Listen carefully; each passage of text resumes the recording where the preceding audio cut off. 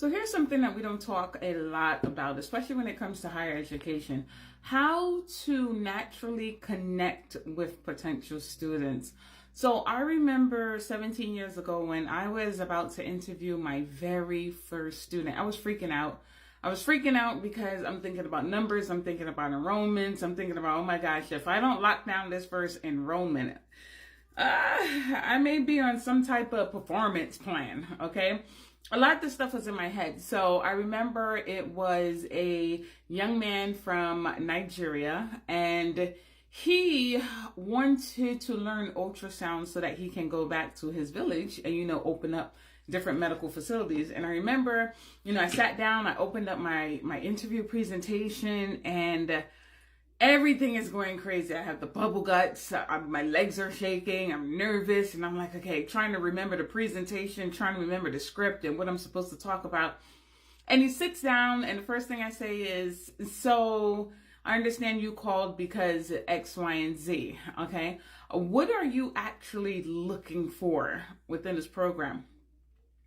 And really and truly, when he told me what his goals were, all of a sudden the presentation disappeared, and I was just having a very natural conversation. That was my very first enrollment, and it was because I was not so focused on the process. I think sometimes advisors, they get, and it's not their fault because, a lot of pressure sometimes is put on advisors, But I think sometimes they focus too much on the process instead of the prospect.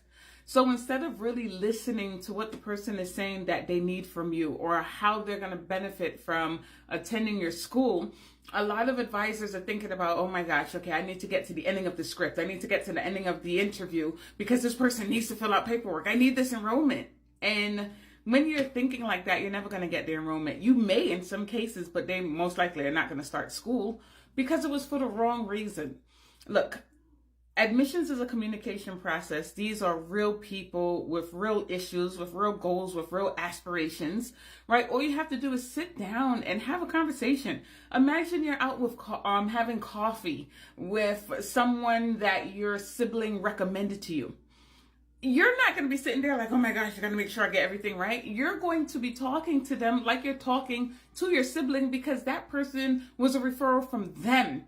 So automatically your wall is down. Why isn't it the same thing when it comes to potential students?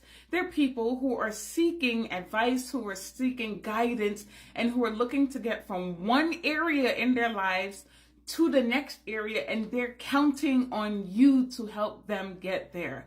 So it's the matter of separating the process from the prospect.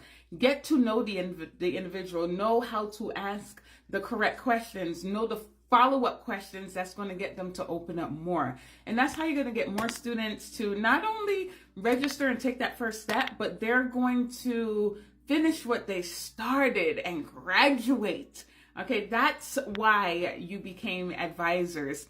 And for those of you who are looking to become admissions advisors, that's exactly what you need. Okay, it starts from here. Okay, you have to genuinely want to help people.